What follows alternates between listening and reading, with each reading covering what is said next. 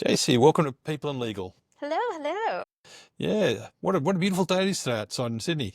Yes, thank you. I'm a visitor, so it's nice to come back to Sydney. It's been a while. Oh, whereabouts are you from? Brisbane, Queensland. Awesome. Great place, great food. Recently just tried some of the restaurants here, so fantastic place. And before we actually start though, would you want to introduce yourself to our audience? Sure. My name is Jaysee. I am a data architect for a company called 𝗪𝗫𝗫. It's a medical software company. My background is in analytics and machine learning and AI is one of the concepts that I have, but I also do governance, reporting as a service, robotics process automation, and any sort of tech implementation innovation. And what are the big things you're getting from this conference so far? So what are the things that you walk away going, wow, that's actually some great concepts or great thoughts or great discussions? I think I'm assured that people are asking the right questions, which is great. I know in my background, things move very fast.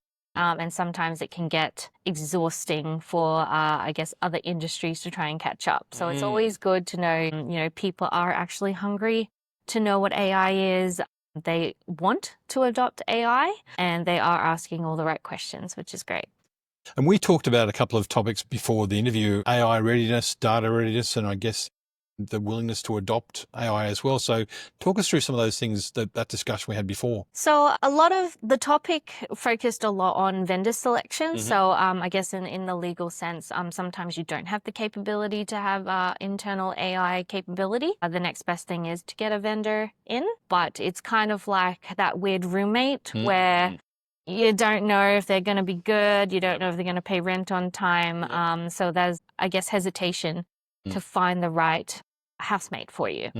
And I guess we spoke about the different experiences, myself and the other two speakers. We spoke about, I guess, their experiences with what a vendor can bring to you. Are you actually getting a good deal out of it? And then from my side in the medical field is, are they experts in what they say they are? You just mentioned good deal. Like, what does a good deal look like? I mean, how do you actually quantify that? Good question. So in the talk, we went through our vendor selection metrics, and it goes through various different concepts like, are there criterias in which you want to the vendor to show? So things like model transparency, there's legal aspects, there's timelines, there's also monetary values as well. It's a case-by-case basis depending on what your requirements are, but also a lot of what was discussed is the relationship that the vendor has with yourself. So every vendor wants to, for you to sign that long-term contract, and every vendor is always going to demo something that is going to be shiny. But I guess my advice on the panel is to tread carefully. It's not just about implementing something, it's all about sustainability. Right? Because you eventually, I'm hoping, want to have that capability in-house. Vendor builds you something that no one else can actually use except for the vendor. As a data architect, you're not doing well in ensuring that you're picking the right vendor.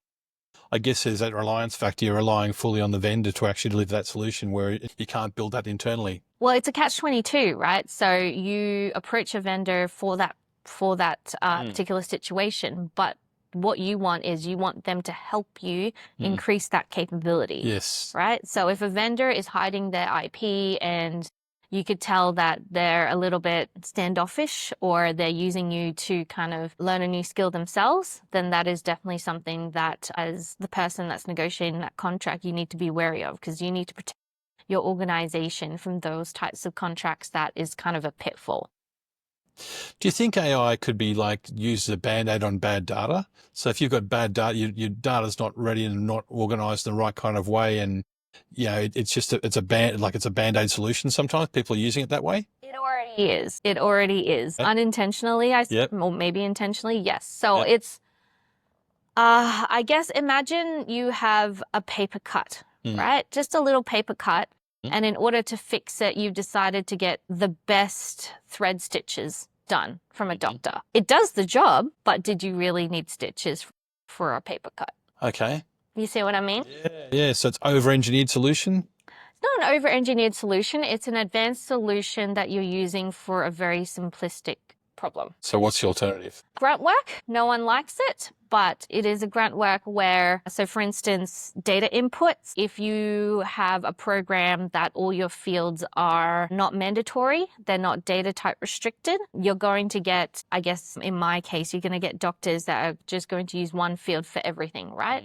You're going to get addresses that aren't addresses. You're going to get phone numbers that have random texts in it. So of course, at the end of it, you're going to get bad data. So put the investment into getting the right sort of data first. And is there, I guess, practical ways that can sort of happen in organizations? So there's a method called the Kaizen method that the Japanese use. I love it mainly because it's simple, right? And it's somewhat free, which is nice. It's about making changes incrementally, right? Just little changes incrementally. So you're not trying to fix everything. You're just going to try and fix the little things, right? So I guess have a look and see where the actual cause is, and then try and fix it from there. It can be in process, it can be people, it can be technology. I don't know what it is, but maybe fix it at the source first before thinking that AI can actually help you fix everything. If that makes any sense. Yeah, no, makes total. That's very good. And I guess how important is having data people in that AI team? So you've got people, we're talking this morning about people coming up with practical solutions in generating sort of content and doing other things as well. But having a data person or data people in that AI team, how important is it? Well, imagine a hospital without nurses. Yeah. You know, it can operate, just not effectively or efficiently. You know, they might not be the main players, but they are crucial as support players to get everything functioning properly. And it's not just data people, it's also people who are in data science, it's data engineers, those types of people, security people. So it's ensuring that you have the right diversification. So in the legal sense, and this is my assumption, apologies, but if your IT team consists of one person, you're going to have limitations. Absolutely. Absolutely.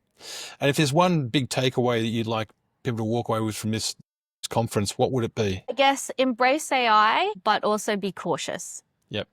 Right? So AI isn't the enemy. AI also isn't going to be the solution for everything. Yep. So be cautious about it, but don't be afraid of adoption, because if you don't adopt, you're going to fall behind more and more and become redundant.